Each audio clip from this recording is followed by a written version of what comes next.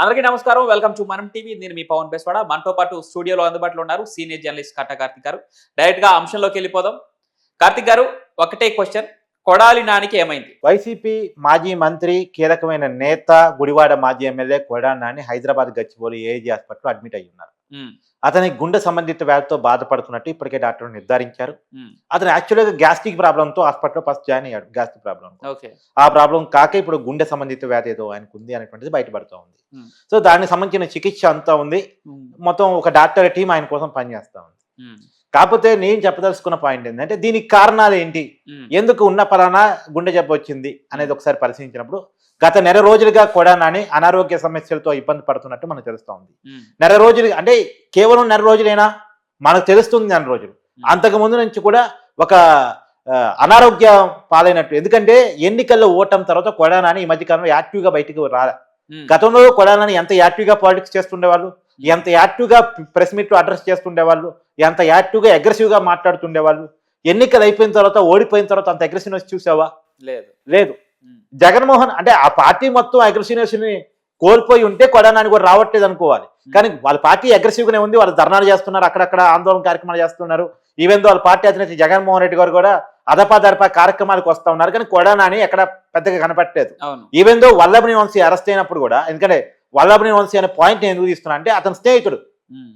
ప్రాణ స్నేహితుడా, మామూలు స్నేహితుడా పక్కన పెట్టేస్తే స్నేహితుడు హ్మ్. స్నేహితుడు అరెస్ట్ అయినప్పుడు వెంటనే బయటకు వచ్చేసి అరెస్టును ఖండించారు. కానీ ఆ రోజు పెద్ద ఖండనం చేయలేదు. ఒక సోషల్ మీడియాలో పోస్ట్ పెట్టారు. అప్పుడు కూడా ఎప్పుడు పొద్దున పూట అరెస్ట్ అయితే ఈవినింగ్ పోస్ట్ పెట్టారు. హ్మ్. నిజానికి ఆ కుటుంబం రోడ్డు మీదకి వచ్చినప్పుడు, ఆడబిడ్డ రోడ్డు మీదకి వచ్చినప్పుడు ఓదార్చడానికి వస్తారో అని అందరూ అనుకున్నారు.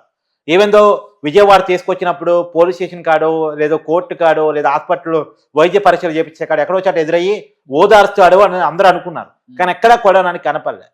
ఎందుకు కనపడలేదు అనేది పెద్ద మీమాంస. కాకపోతే గత కొన్ని రోజులుగా కూడా నాని మనోవేదనకు గురవుతున్నట్టు తెలుస్తా ఉంది. మనోవేదన కారణం ఏంటంటే వరుసగా కేసులు నమోదవుతున్నాయి.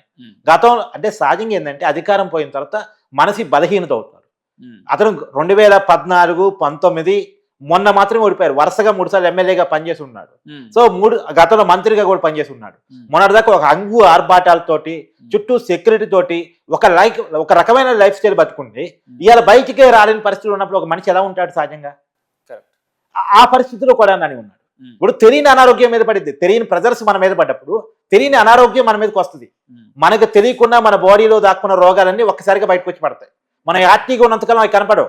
మనం ఎప్పుడైతే ఇన్యాక్టివ్ అవుతామో, మన బాడీ ఇన్యాక్టివ్ అయిద్దో, మన మనసు అంటే మెదడు ఎప్పుడైతే బలహీన పడిద్దో అప్పుడు వెంటనే అవన్నీ వచ్చి మన మీద పడతాయి. మీరు చెప్తున్నారు ఓకే, మనోవేదనకు గురవుతున్నారని. కానీ ఒక మీడియా ప్రతినిధికి సమాధానం చెప్పే విషయంలో ఒక వీడియో అయితే వైరల్ కావడం జరిగింది కొడాలి నానికి సంబంధించి. ఆ మీడియా ప్రతినిధి అడిగిన ప్రశ్నలకి ఆయన ఎంత ఉత్సాహంగా చెప్పారంటే, సార్ మీరు యాక్టివ్ గా లేరు, పొలిటికల్ గా మామూలుగా రాజకీయాలలో యాక్టివ్ గా కనిపిస్తలేదంటే మరి మీ ఇంటికి వచ్చి రోజు అటెండెన్స్ చేసుకొని పోవాలని చెప్పి ఆయన చెప్పిన ఆ ఉత్సాహం చూస్తే ఆయన మనోవేదనకు గురైనట్టు కానీ, లేదంటే పార్టీ అధికారం కోల్పోయిందని ఒక బాధలో ఉన్నట్టు కానీ ఎక్కడా కనిపించలేదు. మరి అంటే సహజంగా రాక బయటకు వస్తున్నప్పుడు ఆ జాగ్రత్త తీసుకుంటారు.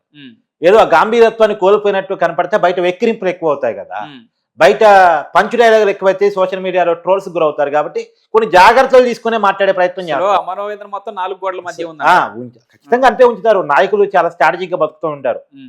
వాళ్ళ లోపల పడేటువంటి బాధల ప్రపంచం మొత్తాన్ని చూపించారు వాళ్ళు. ఇంకొకటి ఏంటంటే అందులో ఆ రోజు ఏంటి, జగన్మోహన్ రెడ్డి గారు వల్లభని వంశీని పరామర్శించడానికి వచ్చారు. ఆ రోజు వచ్చారు కూడా నాని. అంత అప్పుడు దాకా కనపడలేదు కదా. సరే, ఇంకోటి ఏంటంటే రాజకీయాల్లో ఉద్యోగాలు, సెలవులు లేక ఉద్యోగాలు కాబట్టి రాజకీయాలు ఎప్పుడు యాక్టివ్గా ఉండాల్సిందే. అధికారం ఉన్నా లేకపోయినా, ఎమ్మెల్యే పోస్ట్ ఉన్నా లేకపోయినా రాజకీయాలు యాక్టివ్గా ఉండాల్సిందే. ప్రజా జీవితంలోకి వచ్చినప్పుడు ప్రజల కోసం బతకాల్సింది. అలా ఉంటేనే రాజకీయాల్లో ఉండాలి. దాంట్లో మాకు ఉద్యోగం తీసేశారు కదా అందుకే ఇంట్లో కూర్చున్నా అంటే కుదరదు అది. సరే, ఆ వ్యాఖ్య అది పక్కన పెట్టేసి మరి నిజంగా మరి కొడానా నిజంగా యాక్టివ్గా ఉండేవాడు అయి ఉంటే ఇప్పుడు వాళ్ళకి సంబంధించినటువంటి ఒక వ్యక్తి అరెస్ట్ అయ్యాడు ఈ మధ్యకాలంలో. అస్సాం తీసుకొచ్చి అరెస్ట్ చేసి జైల్లో పెట్టారు. వాళ్ళ రైట్ హ్యాండ్ లెఫ్ట్ హ్యాండ్ అంటారు అతన్ని. మరి ఎందుకు కొడానని వెళ్ళి పరామర్శించలేదు? వాళ్ళ స్నేహితుడు వల్లభని వంశీ పోయినప్పుడు ఎందుకు పరామర్శించలేదు? కానీ కొడానానికి అర్థమవుతుంది, తన చుట్టూ గ్రౌండ్ వర్క్ చేస్తున్నారు, తన చుట్టూ మూసేస్తున్నారు. తన సైన్యం మొత్తాన్ని, తన పక్కన ఉన్నటువంటి మొత్తాన్ని మూసేసి తర్వాత తను మూసేయాలనుకుంటున్నారు.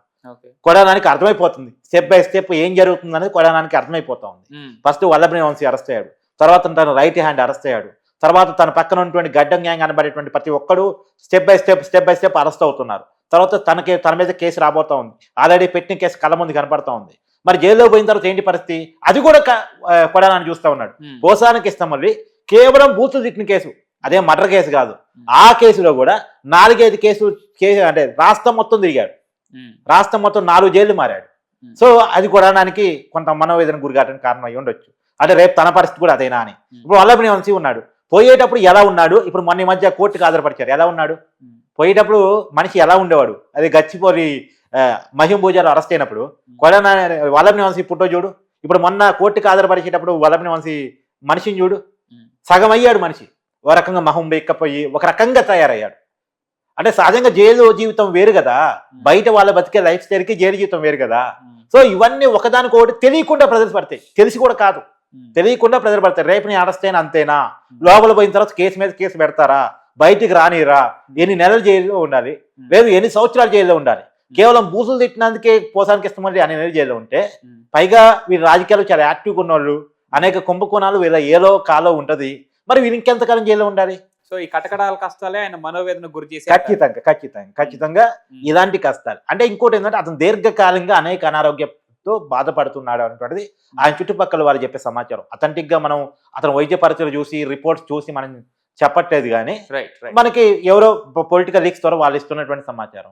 ఒకవేళ అది నిజం అయినా కాకపోయినా ఇప్పుడు ఒక్కసారిగా అధికారం పోయిన తర్వాత, పాత లైఫ్ స్టైల్కి డిఫరెంట్ లైఫ్ స్టైల్లో బతకాల్సి వచ్చిన తర్వాత, జైలుకి పోతానన్నది కళ్ళ ముందు కనపడుతున్న తర్వాత, జైలుకి పోయిన తర్వాత ఏం జరిగిద్దో కూడా తెలుస్తున్న తర్వాత, జైలుకి వెళ్ళిన జీవితం తన స్నేహితుల దగ్గర చూస్తున్న తర్వాత ఖచ్చితంగా ఇట్లాంటి ప్రాబ్లమ్సే వస్తాయి. అయితే దీని మీద కూడా బయట సోషల్ మీడియా చాలా పెద్ద చర్చ నడుస్తుంది, ఇది నిజమా కాదా, డ్రామా ఆడుతున్నాడా అని. ఎందుకు డ్రామా ఆడుతున్నాడా అని, మనం పోసానికి ఇష్టమల్లి హార్ట్ అటాక్ రాకుండా నాకు వచ్చిందని చెప్పాడు కాబట్టి. తర్వాత గతంలో కూడా అవినాష్ రెడ్డి అరెస్ట్ చేసే టైంకి వాళ్ళ అమ్మకి అనారోగ్యం పేరు చెప్పేసి కన్నూరు హాస్పిటల్లో దాక్కున్నాడు కాబట్టి, ఇలాంటివి ఏమన్నా ఇక్కడ కూడా జరుగుతున్నాయా అనే ఒక అనుమానం కలుగుతా ఉంది. కాకపోతే ఏంటంటే అనుమానించొద్దు, పాపం నమ్ముదాం, కొంతకాలం నమ్ముదాం, కొంతకాలం తర్వాత నిజమేందో తెలిసిద్ది. నమ్మినా సరే ఓపెన్ హార్ట్ సర్జరీ అయినా, స్టంట్ వేసిన కేసులు మాత్రం ఫేస్ చేయాల్సింది. ఎందుకు? ఇది ప్రజల డబ్బు కాబట్టి. Thank you so much.